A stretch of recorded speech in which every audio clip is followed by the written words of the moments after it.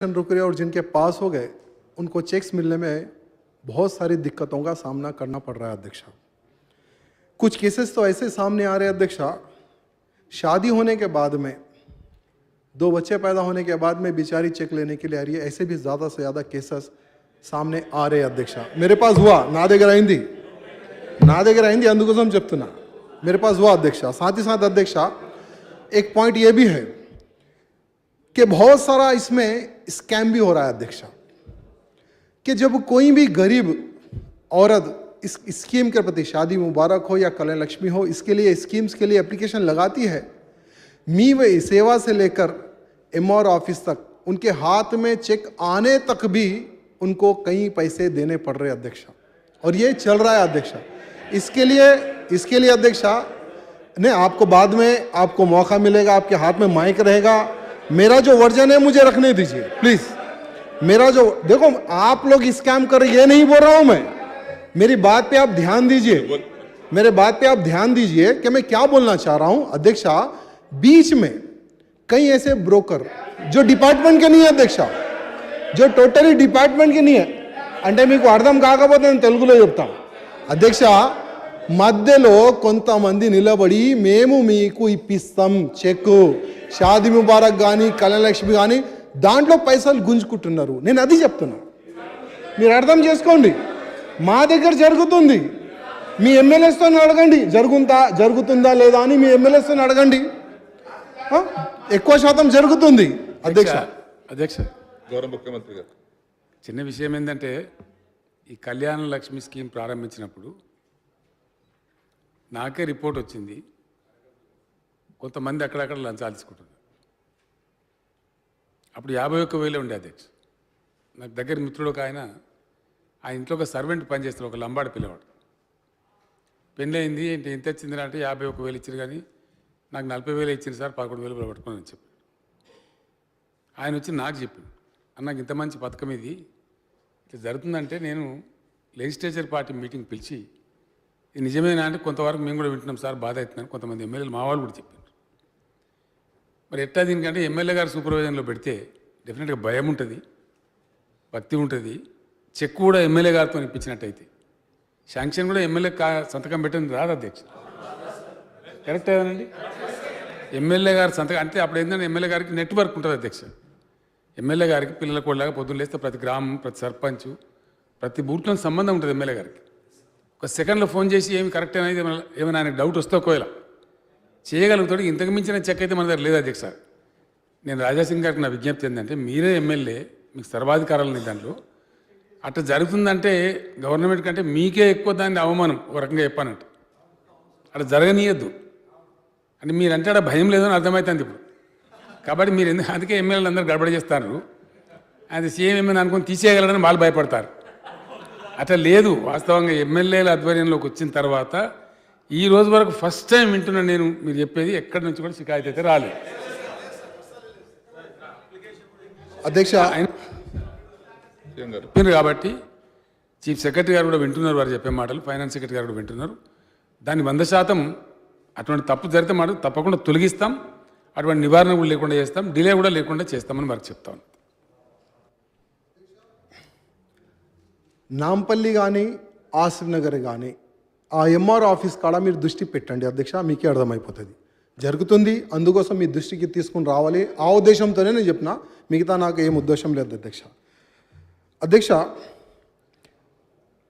BC welfare हमारे तेलंगाना में कितने हद तक काम कर रहा है अध्यक्षा, आज जनता को बताने की आवश्यकता है। कई लोगों अध्यक्षा जैसे लोन के लिए एप्लीकेशन लगाते हैं, उनको भी कई कठिनाइयों का सामना करना पड़ रहा है अध्यक्षा। वैसे ही एमबीसी को आइडेंटिफाई किया था अध्यक्षा, उनको कितना फंड दिया गया?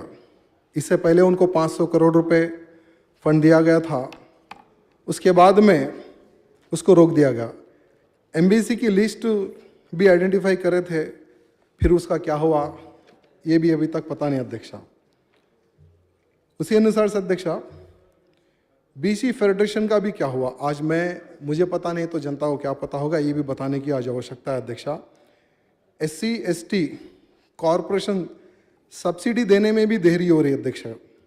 इसका क्या रीज़न है ये बताने की ज़रूरत है। 1 साल लग रहे, 2 साल लग रहे अध्यक्षा सब्सिडी आने में। SC ST BC का वेलफेयर भी नहीं हो रहा अध्यक्षा, बहुत जगहों पर कठिनाई हो रही है अध्यक्षा। उसी प्रकार से 2 BHK अध्यक्षा, हर विधानसभा में 2 BHK हाउसेस बन रहे हैं और कई विधानसभाओं में 2 BHK बन रहे हैं लेकिन इनकम्प्लीट है अध्यक्षा। रीज़न, कॉन्ट्रैक्टर को फंड नहीं आ रहा है जिसके कारण वो काम नहीं कर रहा है, जिसके कारण जिन झोपड़पट्टी को हटाकर जहाँ पर 2 BHK बनाया जा रहा है वहाँ पर एक प्रोटेस्ट जैसा माहौल बना हुआ है। आज भी थोड़ी थोड़ी विधानसभाओं में थोड़ा प्रोटेस्ट हो रहा है, धरना प्रदर्शन चल रहा है अध्यक्षा। उसी के अनुसार अध्यक्षा, जैसे यही 2 BHK की अगर हम बात करें तो बहुत सारे अध्यक्षा कि आप 12 लाख रुपए दिलाइए दीजिए हम आपको रूम दिलाएंगे, आप 15 लाख रुपए दिलाइए हम आपको हाउसेस दिलाएंगे। ऐसे भी बहुत सारे ब्रोकरों का निर्माण हो गया अध्यक्षा। गवर्नमेंट का काम है उनके ऊपर भी दृष्टि रखे।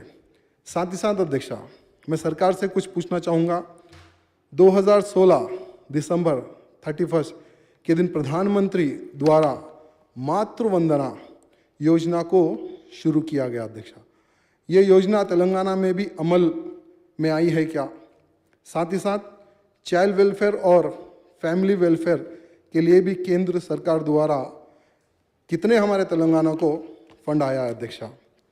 बस्ती दवाखाना, वेलफेयर सेंटर, डायलिसिस सेंटर, यहाँ सब नेशनल हेल्थ मिशन के अंडर में चल रहा है क्या या तेलंगाना सरकार के अंडर में चल रहा है क्या? सर्व शिक्षा अभियान का फंड तेलंगाना को आ रहा है क्या? हम उसका उपयोग कर रहे हैं क्या? मैं भी ये पूछना चाहूँगा। माइनॉरिटी वेलफेयर और माइनॉरिटी की पढ़ाई के लिए केंद्र द्वारा कुछ फंड आ रहा है क्या? मैं पूछना चाहूँगा। कंक्लूड करिए। स्वच्छ तेलंगाना और स्वच्छ हैदराबाद के लिए तेलंगाना को कुछ फंड आए क्या और कितना फंड आया है ये भी मैं पूछना चाहूँगा। गरीब कल्याण योजना के तहत तेलंगाना को कुछ फंड आया है क्या? आज ये भी मैं पूछना चाहूँगा अध्यक्षा। साथ ही साथ अध्यक्षा, KCR किट जो आज तेलंगाना में दे रहे हैं अध्यक्षा, उसमें केंद्र का कितना पैसा है आज मैं पूछना चाहूँगा। नहीं, अगर जीरो है तो बता देना बाद में, नो प्रॉब्लम। उसी हिसाब से अध्यक्षा, एक हाथ से हम 2000 रुपये दे रहे हैं और दूसरे हाथ से हम बिल्ड शॉप लगाकर ले रहे हैं 2000 रुपये। ये है रिहैबिलिटेशन अध्यक्षा, ये है वेलफेयर अध्यक्षा। 6 महीने में हमारे तेलंगाना के एक्साइज ने 36,000 करोड़ अबो तक ने हमने हमारे प्रॉफिट कमाया अध्यक्षा।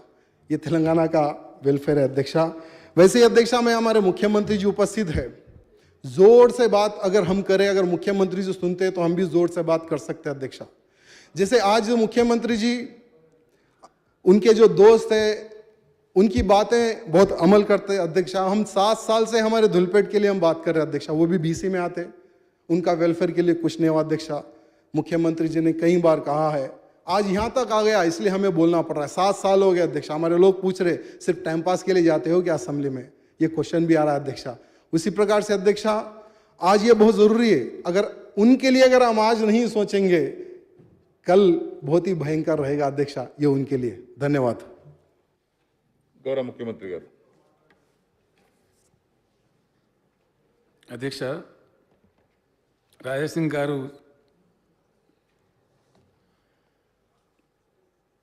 నిన్ననే నాకు ఛాంబర్లో కలిసినారు అధ్యక్ష. కలిస్తే నేనే మాట్లాడి చెప్పిన, వారు కలిసినప్పుడు DGP గారు కూడా ఉండ్రి, చీఫ్ సెక్రటరీ గారు ఉండ్రి ఇన్సిడెంటల్లీ.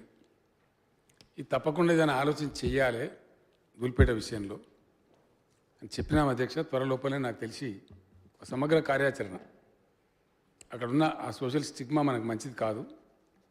డెఫినెట్గా హైదరాబాద్ జిల్లా కలెక్టర్ని, GHMC కమిషనర్ని, ఇంకా పోలీసు మరియు